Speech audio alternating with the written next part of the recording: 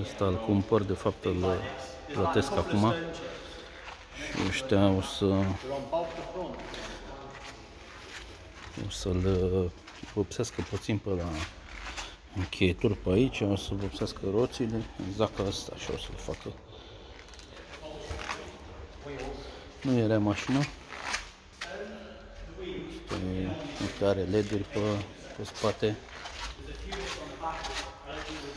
Au schimbat ei. Astea sunt nimicuri, rugina asta e nimic. Așa. Au schimbat scaunele.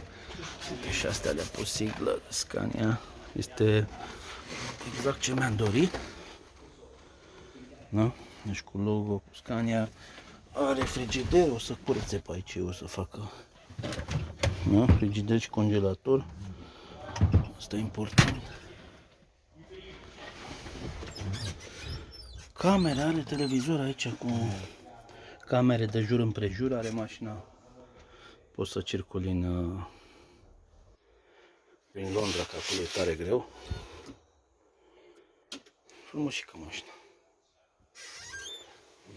Acum o trimit să o prepare, deci aici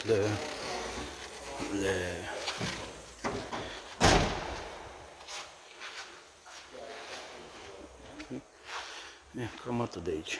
E cea mai roșie dintre toate tirurile, știi? La ei zic că la englezi nu le plac mașinile colorate, dar pentru mine nu e o problemă. Uite, mai e aia verde acolo, tot așa. În general nu prea se omoară firmele să ia mașini colorate, dar pentru mine nu e un impediment chestia asta. Deci cam atât.